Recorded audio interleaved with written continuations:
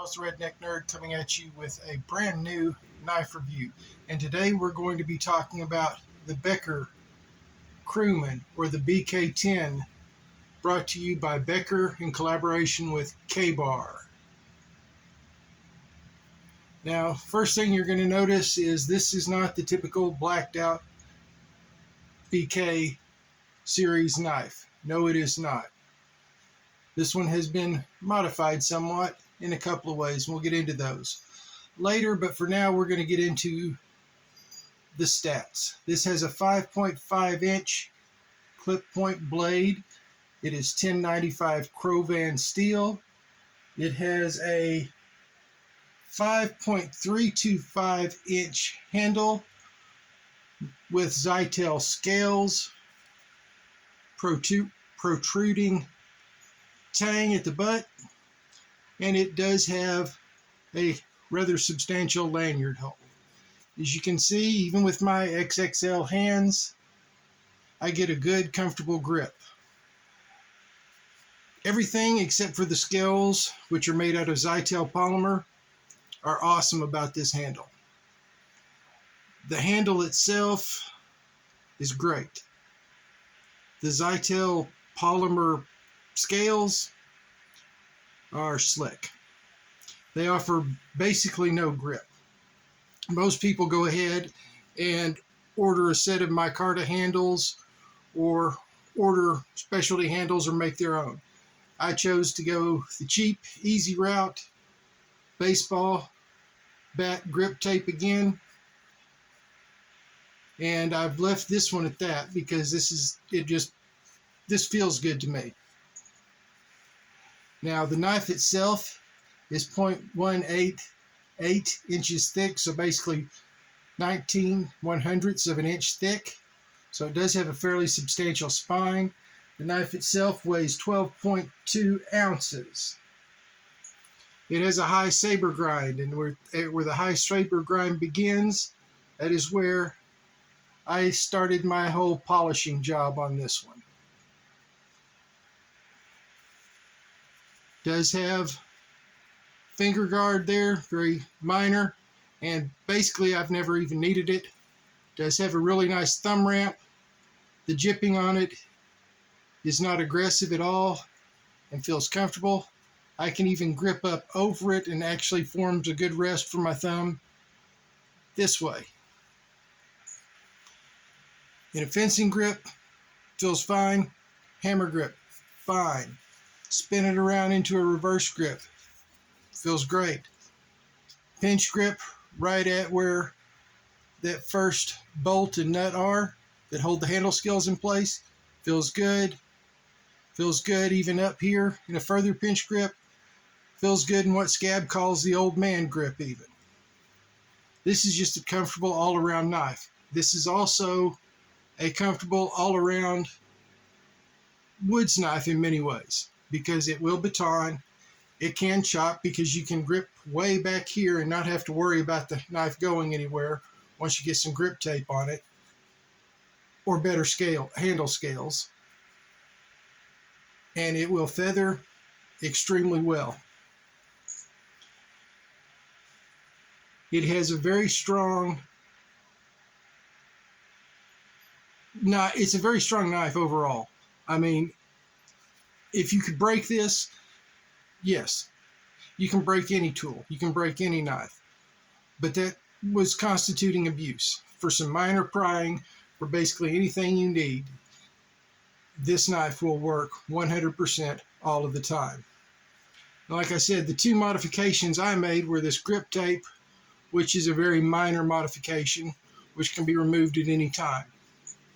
The second modification was the stripping of the blade and the polishing of the swedge and of the saber grind area itself.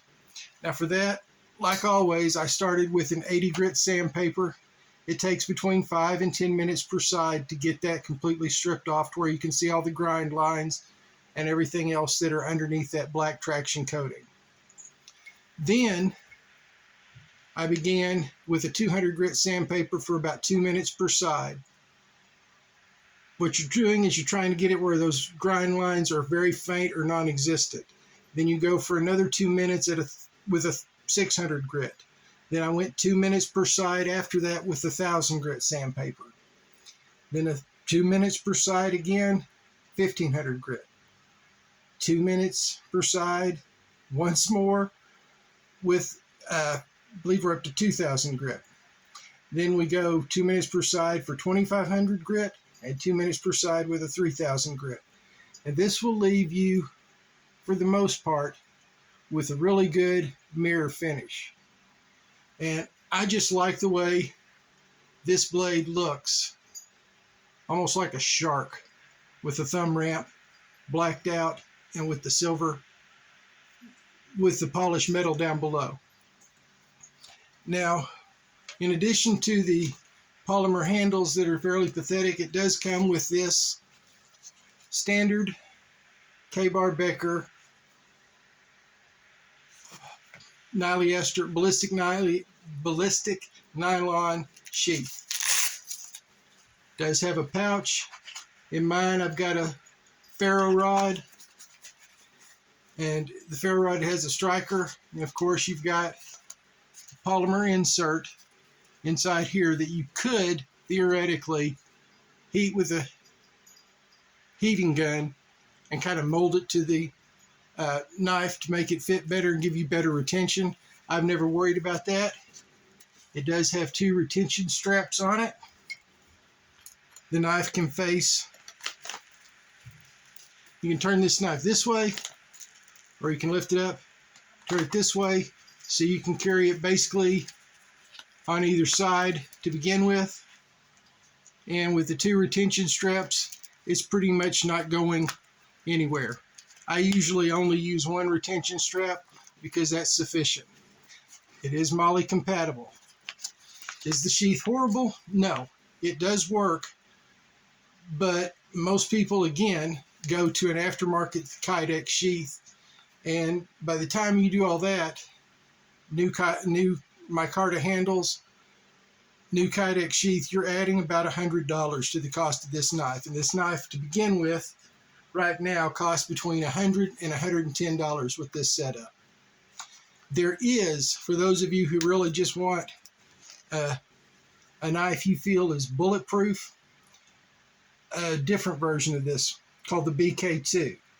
And I believe they've called that the BK2 Companion rather than Crewman. And the BK2 Companion does not have the thumb ramp. It does come with a Kydex sheath, and it comes with 1/4-inch blade stock as opposed to the 3/16-inch blade stock of the BK10. It also weighs like 4 ounces more. I went with this one because it is the same thickness and everything. It's just a scaled down version of the BK9 I showed you the other day. And I really like the BK9. I really like this one. And of course, the in-between size of the 2 is the BK7. I also have it. It looks pretty much like these 2, like the first 2. I will probably show it at some point. This one I have used a lot, about as much as my BK9. It always works, no matter what. And if it needs to be sharpened, I come in here, I grab a ceramic rod, 10 or 15 swipes per side, and it's good to go. Again, just as sharp as it ever was. So it does hold an edge well, and it does take a very good edge. Let's see what paper we have here next to me today. Here's this piece. We're going to see what it does.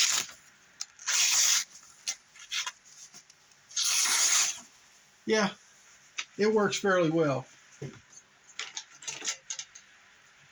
Does it work on heavier stuff? This is 3 layers of leather, and yeah, it went through that pretty well. Do it like this. Let me get it a little better so I'm not got my knuckles right up against the knife. Yeah, I would say it works, and it looks good. Like I said, this knife goes for $100 to $110. That's Amazon, Knife Center, and Blade HQ were the 3 I checked. They all had it around that price. Shout outs today. Of course, we're going to go with my buddy Gruggs at Legion Tactical Cutlery. We're going to go with Scab at Choir Boys Cutlery, and Joe at Steel Forged in Fire Sword and Knife. And Joe and Scab's other channel, Blade Talk, with, who guessed it, Joe and Scab. We're Scab and Joe. It's one of those two. You'll figure it out. Now, I thought about doing a whole bunch of others, but I keep coming back to one guy who's getting really close to 1,000, Donovan 2. I just absolutely love Donovan's videos because he has a ton of knives and he shows several of them every day. And so far, in the past 30 days, I haven't seen him do a repeat. And that's kind of impressive, and every one of them is well maintained and is beautiful. So check out Donovan 2 to look at a really cool knife collection. I'm the Redneck Nerd. I am signing off. Y'all take care and have a great weekend.